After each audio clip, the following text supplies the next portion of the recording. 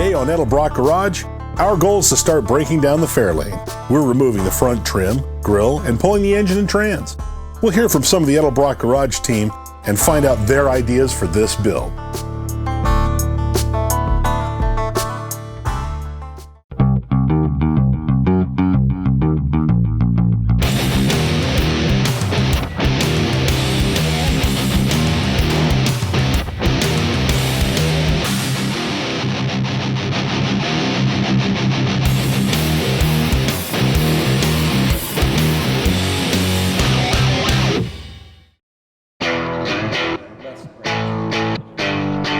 We got the team together to lay down a few instructions. And with a little muscle from the big guy, we rolled the car and crew into the shop.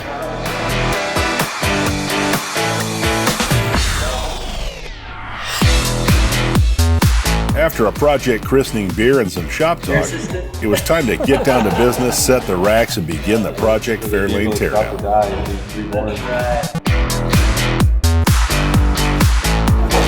Since our goal today is to pull the engine and transmission, the hood was the first to come off.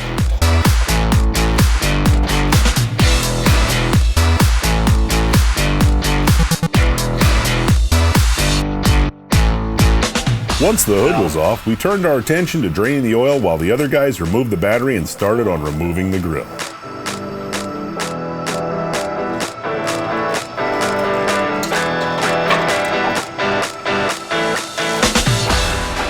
We thought it would be a good idea to label and organize the parts we take off because you want to make sure you have everything when it comes time for reassembly. You never know what parts you might need for reference or end up reusing when the car goes back together. The crew continued pulling small parts such as hood mounts and disconnecting the generator.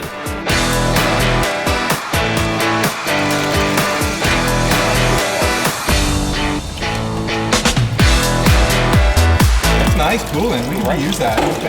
Snag it. Or can we label it? No, I'll bring some. August, be back and cool. Yeah, it's back to cool. Off the bottom of the radiator. Yeah, there you go. This your through. After draining and pulling the radiator, we talked to project leader Scott Herman to get his thoughts on the scope of the project. Yeah, I know. So in a project such as the Fairlane, with the amount of work we're doing, it's really important to have a plan kind of going in. There's standard steps you really need to take. You need to go through the disassembly, figure out how far down you really want to take it. Not here or here, but right here. In this case, we're taking it all the way. Today, though, we're going to focus on the disassembly of the engine drivetrain, getting it out. And since this project is an after-hours project, it's not going to be something super quick. It'll probably take a few weeks just to get the thing totally tore down. And when the idea for this project came about, and after we selected the team, everybody had different ideas. And a lot of them being floated around. We definitely want the car to represent Edelbrock, since that's where it's coming from. And we also want to represent our individual tastes and skills as well. You know, looking for something that's going to be unique and it's going to catch people's eye and, you know, kind of show our quality products. I'd like it pro touring, the lower the better. Wide tires, more power than necessary most of the time. Something like that. Good driver, but gotta be low.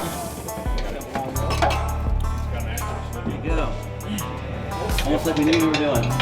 My ideas for the Fairlane, it should be the ultimate street machine. I want it to be borderline race car, but something we could drive on the street every day. I don't want to see this thing on a trailer at all. I want it to drive it to every show, compete in autocross events, have a ton of power, but I want it to be an asphalt magnet too. We also asked team member Matt Gamble his thoughts on the build. We've got quite a talented crew here at Edelbrock, myself included, which, you know, we've got talents and skills and knowledge that we can take and apply to this vehicle and really create something special that's not, you're not going to just walk up and see 10 of them at a car show. It's really going to be something that channels both our deep passion for automotive customization and high performance, along with showcasing our skills as individuals and talents and specialties. So I'd really like to see, you know, from my perspective, is something really badass in the engine, being a designer of engine parts here at Edelbrock. A lot of custom touches and unique parts, and then kind of carry that through to the rest of the vehicle. Really see what we can push ourselves a little bit and come up with something that's really gonna, you know, make people stop, take notice, and go, damn, that's a hell of a car they built. As you can see, every one of these guys has a lot of great ideas. Making the right decision for the group is key for the build. It's my job as project leader to make sure that everyone gets their input, determine the practicality, viability, present all the options to everyone and get a vote. And then we can all decide on what's going to be best for the build.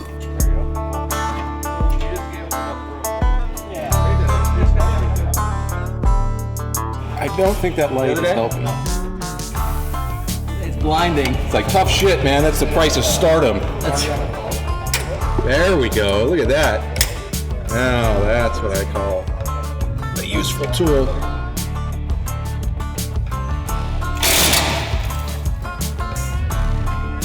Get out of your way there. No, I'm not going to drop it. Loosen it.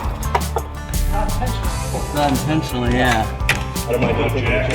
So Robert, what about if we just pull these on the bottom? Can we just pull these on the bottom and then I'll take the motor mount with it? I've never seen it done that way, but maybe. There are a lot of different variables to look at. What engine we're going to use, what chassis we're going to use, what suspension and brakes, tire size, what the style of the interior, what the style of the exterior is going to be like. Each one of these decisions can affect something else down the road. It's loose. But for now, we'll have to settle on just getting the engine transmission out. That'll pave the way for the continued dismantling of the suspension, the trim, the windows, and all the other small parts.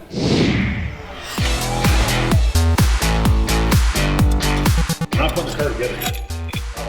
You're bagging. Keep coming, keep coming. Go up a little bit. Keep coming.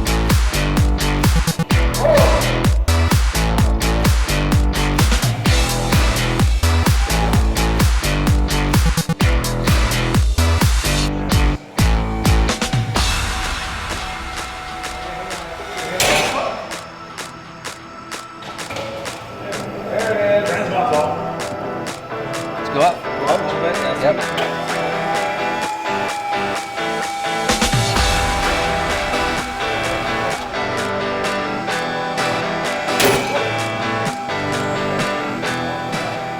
A speedo cable. Oh! Oh, you're right. What's that?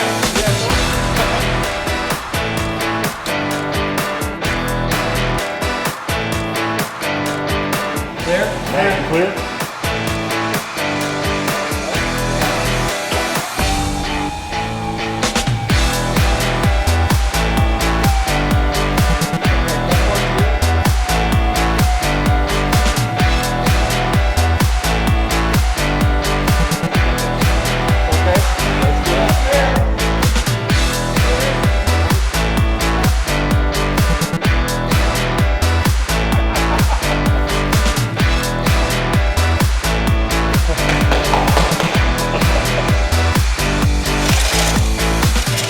So we just put the SE in and we're done? Pretty much.